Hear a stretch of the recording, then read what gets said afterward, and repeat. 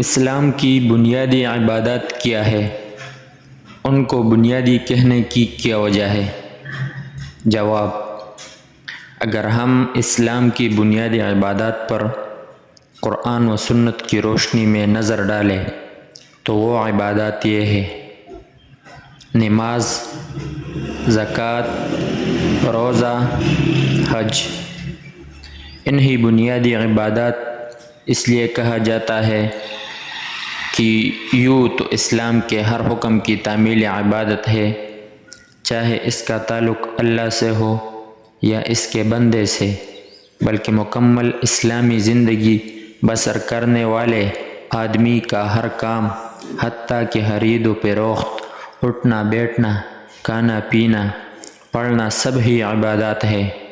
مگر مکمل اسلامی زندگی کی بنیاد، بلکہ عملی بنیاد تو یہ عبادات ہی ہے۔ جب تک عمارت کی بنیاد ہی نہ رکھی جائے، اوپر کون سے محل تعمیر ہوگے؟ تمام اسلامی مذاہب کے نزدیک ان چار عبادات میں کسی ایک کا انکار صریح کفر ہے، اور ترک بھی کفر کے بعد سب سے بڑا گناہ اور جرم ہے۔ ان میں کسی کا ادنی اختلاف بھی نہیں۔ 5 نمازیں کب فرض ہوئی تھی؟ قرآن کریم میں پہلی امتوں کے برے آدمیوں کا ذکر کرتے ہوئے ان کی خاص خرابی نماز ترک کرنا اور اس سے غفلت کرنا بتائی گئی ہے۔ ہمارے نبی اکرم صلی اللہ علیہ وسلم کے پاس غار حرا میں پہلی وحی کے لیے جب جبرائیل امین آئے تو اس وقت آپ کو سب سے پہلے اللہ کی عبادت کا یہ طریقہ، جسے ہم نماز کہتے ہیں، سکھایا گیا۔ ان حضور صلی اللہ علیہ وسلم کی مکی زندگی کے 13 برس میں مسلمانوں پر صرف یہی ایک عبادت نماز فرض تھی۔ باقی عبادات بہت بعد میں یعنی مدنی دور میں فرض ہوئے۔ مکی زندگی کے آخری برسوں میں واقعہ معراج النبی صلی اللہ علیہ وسلم ساتھ 5 نمازیں فرض ہوئی تھی۔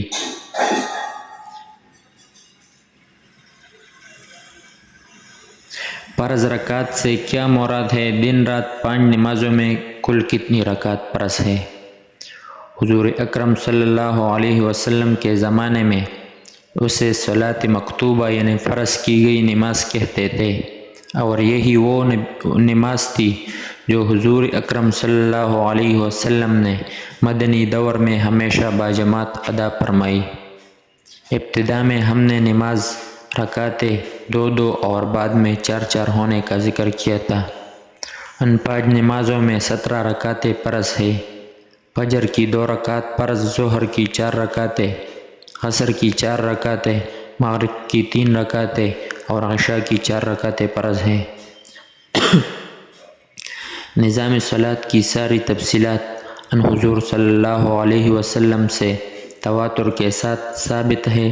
اس سے کیا مراد ہے؟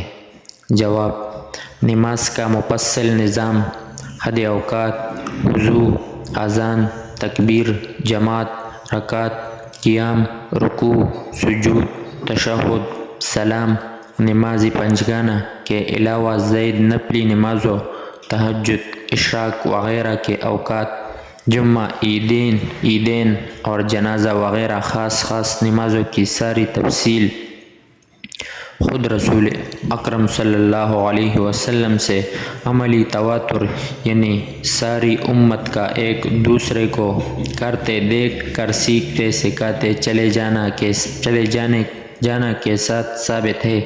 حضور اکرم صلی اللہ علیہ وسلم فرمایا کرتے تھے: صلوا کما رأیتمونی اصلی، جیسے مجھے نماز پڑھتے دیکھو اس طرح پڑھا کرو۔ حضور اکرم صلی اللہ علیہ وسلم نماز کے اوقات اور نماز کا طریقہ سکھانے کے لیے عموماً صحابہ کرام رضی اللہ عنہ سے کیا فرماتے تھے؟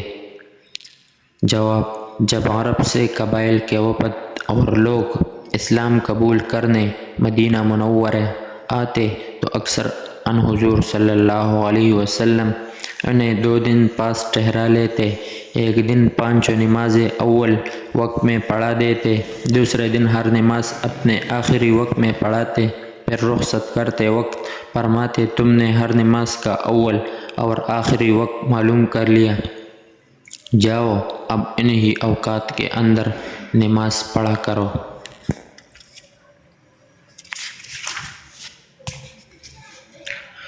مسلمانوں کو نماز ادا کرنے کے طریقے میں کیا اصول ملحوظ رکھنا چاہیے؟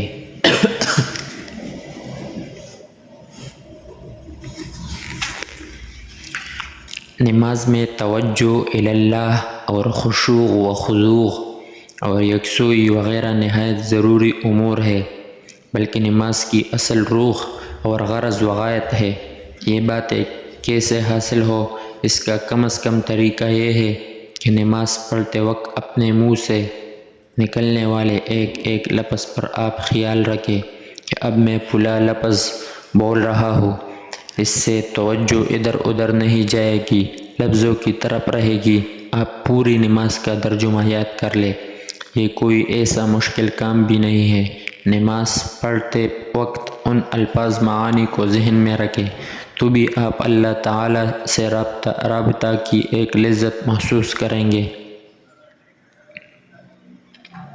ہمارے نبی اکرم صلی اللہ علیہ وسلم نے فرمایا کہ ایک تصور ہے، اللہ کی عبادت یوں کرو گویا تم اسے دیکھ رہے ہو، اگر تم نہیں کر سکتے تو یہ ذہن میں رکھو کہ وہ تمہیں دیکھ رہا ہے۔ زکوٰۃ کے کیا معنی ہے اور اس کی اہمیت و احکام پر نوٹ لکھیں۔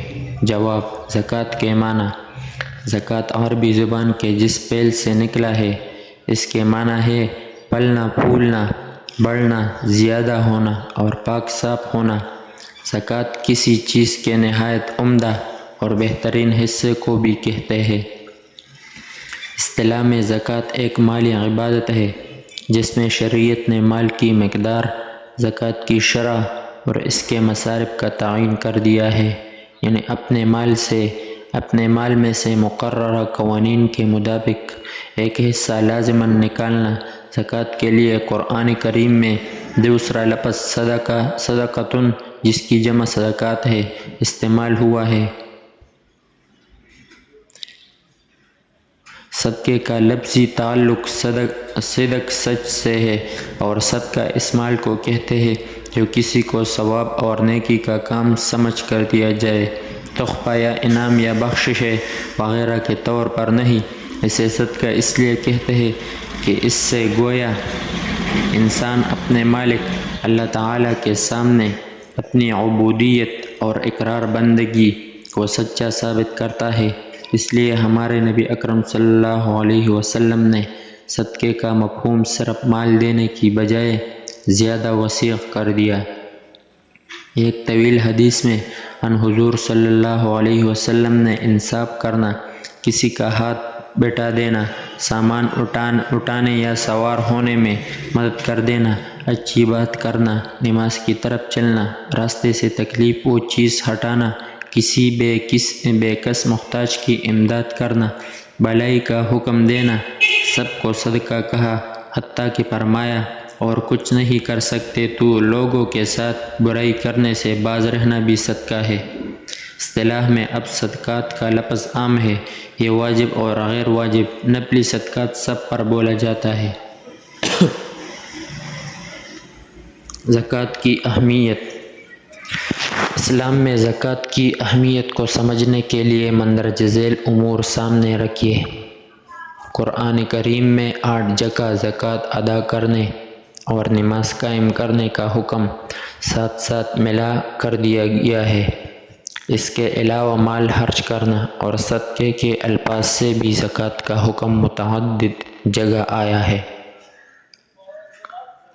نماز کی طرح زکوٰۃ کو بھی پہلے انبیاء نے دین کا ضروری حصہ قرار دیا۔ حضرت اسماعیل اور حضرت عیسیٰ علیہ السلام کے پابند زکوٰۃ ہونے کا ذکر قرآن کریم میں ہوا ہے۔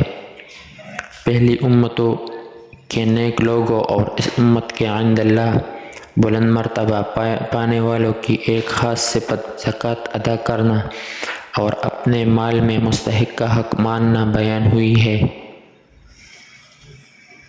ہمارے نبی کریم صلی اللہ علیہ وسلم نے نماز کی طرح زکوٰۃ کا بھی ایک معین نظام چلانا حکومت کا فریضہ قرار دیا ہے۔